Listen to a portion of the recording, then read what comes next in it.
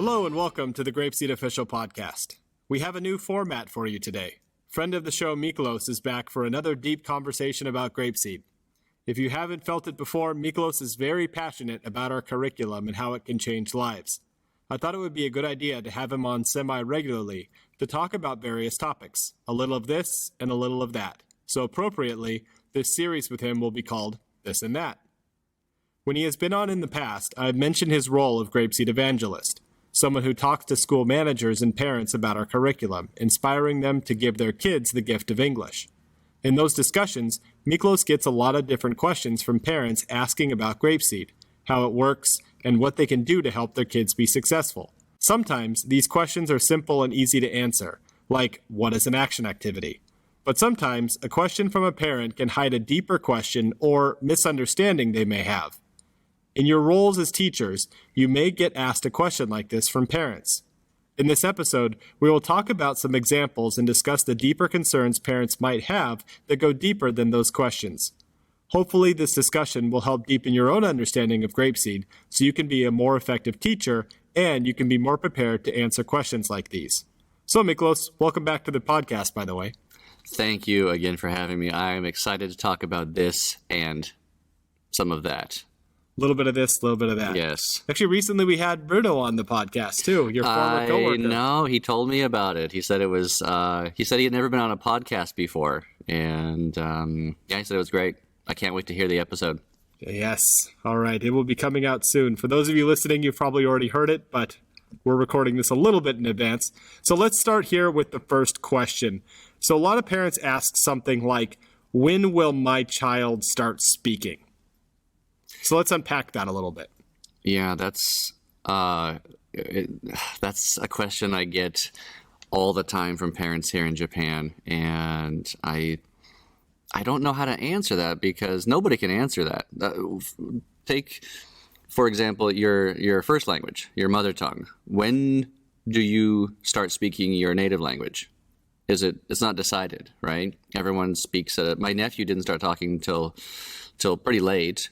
My oldest son started speaking fairly early, but I think it's just because he has a lot of input from me.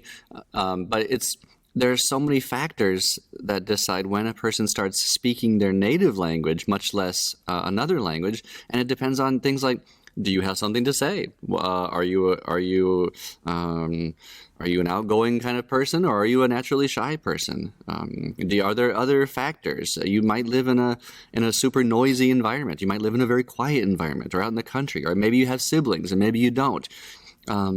There are so many things. So when parents ask me that question, I have questions for them because I want to make sure to answer their question, the real question they're asking. And to me... So what is the real question? Yeah, exactly. The real question usually is, when can I see the result of the effort and resources I'm putting into my child's education? And that's a super important question. That's every parent wants to see their child be successful and happy, and in many cases pass tests and get good scores so they can get into good schools and then brag to other parents that their kids did this.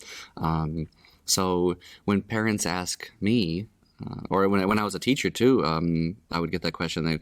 They like, when is my son or my daughter going to start speaking?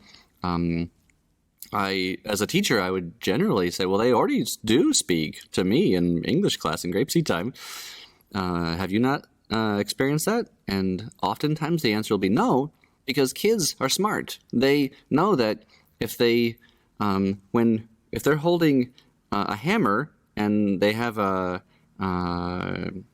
screw in front of them, that's the wrong tool for the job. They're not going to use a hammer to try to screw in a screw. So the same goes for language, I think. When kids go home and they're in their home language environment and where nobody uses English, they're not going to use English either. That's just natural to them. And in many cases, small children who don't even know the difference between language would be confused if you told them, hey, speak English. They'll just say, what should I say? Or even I do this to parents a lot when I speak in front of large groups of parents here in Japan. To give them an idea of what it feels like, I just all of a sudden tell parents, hey, everybody, really quick, say something in English. And of course, everyone looks at me with that fear of death, right? They're just like, oh, okay. I say, oh, I'm so sorry.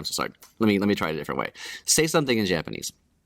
And they have the exact same reaction. Yeah. Because when someone says, say something, you're just like, oh, I don't know what to say.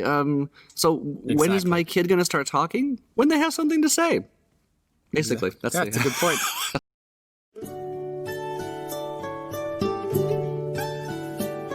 Goodbye, my friends, goodbye. I'm sad to say goodbye.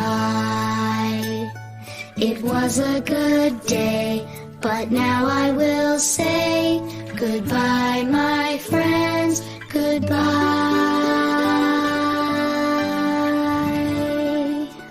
Goodbye, everyone.